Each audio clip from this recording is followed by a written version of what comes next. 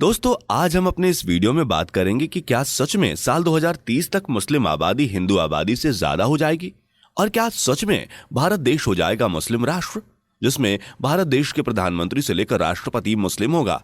आखिर इन दावों की सच्चाई क्या है, इन सभी मुद्दों के बारे में जानेंगे आज की अपनी इस वीडियो में। वीडियो शुरू करने से पहले यदि आपने हमारे YouTube चैनल ज्ञान 101 को सब्सक्राइब नहीं किया है तो सब्सक्राइब कर लें और बेल आइकन दबा दें ताकि हमारे हर नए लेटेस्ट वीडियो की नोटिफिकेशन आपको मिलती रहे। तो चलिए दोस्तों, शुरू करते हैं वीडियो। बने रहें हमारे साथ वीडियो के अंत तक।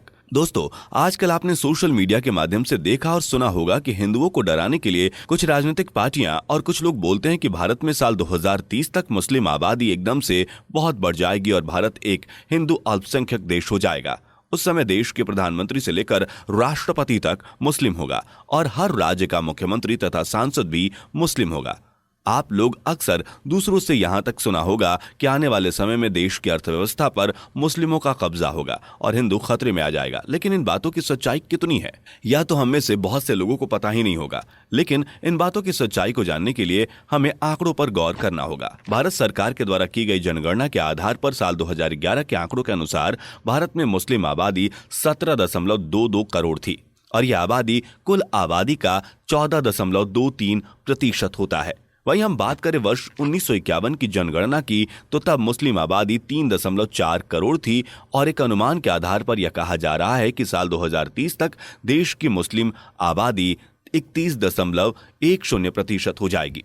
आपको जानकर हैरानी होगी कि देश में मुस्लिम आबादी अल्पसंख्यक है, पर पूरी दुनिया की बात करें तो भारत दुनिया का तीसरा सबसे बड़ा देश है जहां पर मुसलमानों की आबादी सबसे ज्यादा है। यहां भारत से आगे बस इंडोनेशिया और पाकिस्तान है। बाकी दुनिया के जितने भी देश हैं उन सब में मुस्लिम आबादी भारत की मुस्लिम आबादी से काफी कम है। आपको शायद ही पता होगा कि मुस्लिम आबादी का एक बड़ा हिस्सा भारत के 3 राज्यों में ही बसता है। वो राज्य हैं उत्तर प्रदेश, पश्चिम बंगाल और बिहार। इन राज्यों में सबसे ज्यादा मुसलमान रहते हैं। इन आंकड़ों पर गौर करें तो उत्तर प्रदेश में 3.7 करोड़ आबादी मुस्लिम की है। वहीं पश्चिम बंगाल में 2.2 करोड़ आबादी मुस्लिम की है। वहीं बिहार की बात करें तो बिहार में 1.37 करोड़ आबादी मुस्लिम की है। यहाँ सारे आंकड़े 2011 की जनगणना के अनुसार किए गए हैं। लगभग 10 वर्ष हो चुके हैं। इन 10 वर्षों में लगभग मुस्लिम आबादी में 14% से लेकर 16% तक बढ़ोतरी हुई है। अब हम अपनी इस वीडियो में आगे बढ़ते हैं और आपको बताते हैं कि क्या सच में मुसलमानों में हिंदुओं से ज्यादा जन्म दर है। तो कुछ आंकड़ों पर गौर करें तो इसके बारे में बताते हैं कि भारत सरकार की जनगणना के आंकड़ों के अनुसार वर्ष 1992 और साल 1993 में हिंदू महिलाओं का क्या जन्म दर था और मुसलमान महिलाओं का जन्म दर क्या था। भारत सरकार के दिए गए आंकड़ों पर गौर करें तो साल 1992 और साल 1993 में हिंदू महिलाओं का जन्म दर 3.3% था। वहीं आंकड़ा मुस्लिम महिलाओं के जन्म दर पर 4.4% था। इसका मतलब यह है कि एक महिला अपने जीवन में कितने बच्चों को जन्म देती है, इसे कहते हैं जन्म दर। कुछ समय बाद साल 2005 और साल 2006 में यह आंकड़ा कुछ चौंकाने वाला हो गया। यहां तक कि हिंदू महिलाओं में जन्म प्रतिशत 2.7% गिर गया। वहीं बात करें मुस्लिम महिलाओं के जन्म दर की तो यह आंकड़ा 3.1% तक गिर गया था। अब हम बात करें साल 1992 और साल 1993 की तो दोनों समुदाय की महिलाओं में जन्म दर घटकर कम हुआ था। इन आंकड़ों के मुताबिक साल 1995 से लेकर साल 2005 तक लगभग हिंदू महिलाओं में जन्म दर 1.1% की गिरावट देखने को मिली थी। वहीं मुस्लिम महिलाओं की में जन्म दर 1.3% की गिरावट आई थी। इसके बावजूद कहा जाता है कि मुस्लिम मर्द 3 से 4 शादियां करते हैं, इसलिए स्वाभाविक तौर पर उनके बच्चे भी ज्यादा ही होंगे। लेकिन यह सिर्फ एक भ्रम है। आजकल के इस महंगाई भरे दौर में जहां एक बीवी और 2 बच्चे पालना मुश्किल हो रहा है, वहां कौन इंसान 3-4 शादियां करेगा और कौन 8 से 10 बच्चे पैदा करेगा, यह सोचकर भी अजीब लगता है। वैसे भी आजकल मुस्लिम समाज में भी शिक्षा और ज्ञान का प्रसार हो रहा है। आजकल के मुस्लिम समाज के लोग भी 2 बच्चों से ज्यादा बच्चे के बारे में नहीं सोचते हैं। अगर कोई परिवार ज्यादा पिछड़ा और अनपढ़ होगा तो उनको परिवार नियोजन के बारे में ज्यादा जानकारी नहीं होगी। इसी कारण भी बहुत से लोग ज्यादा बच्चे पैदा करते हैं। लेकिन मुस्लिम समाज के शिक्षा की दर दिन पर दिन बढ़ रही है और जैसे जैसे वह बढ़ता रहेगा वैसे वैसे और ज्यादा सुधार देखने को मिलेगा। आज भी कई ऐसे शहर और कस्बे हैं जहां पर बस मुसलमान बच्चों को बस धर्म की शिक्षा दी जाती है या मदरसे में पढ़ाया जाता है।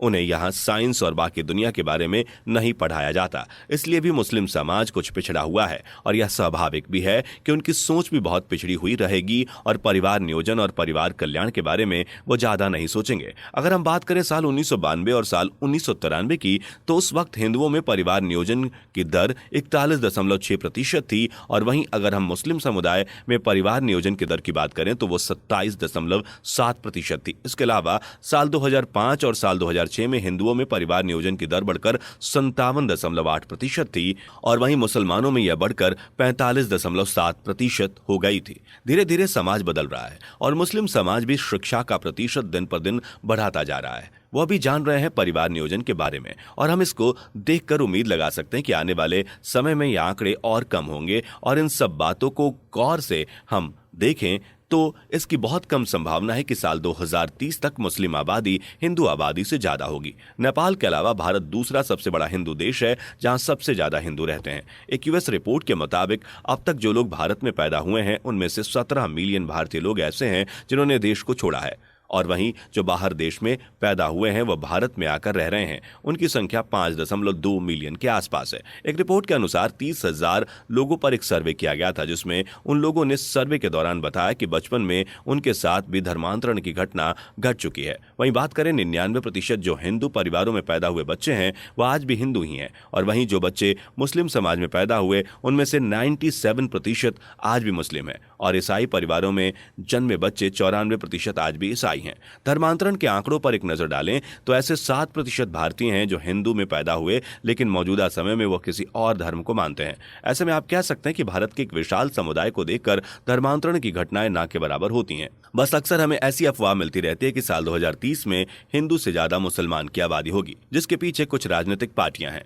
उनको तो बस अपने वोटों से मतलब है, वह ना तो मुसलमान के बारे में ज्यादा सोचते हैं और ना ही हिंदू के बारे में। उनका तो मकसद बस इन दोनों समुदाय में फूट डालो और सत्ता में बने रहना है। दरअसल देशों में हिंदुओं की आबादी मुसलमानों की आबादी से 4 गुना ज्यादा है।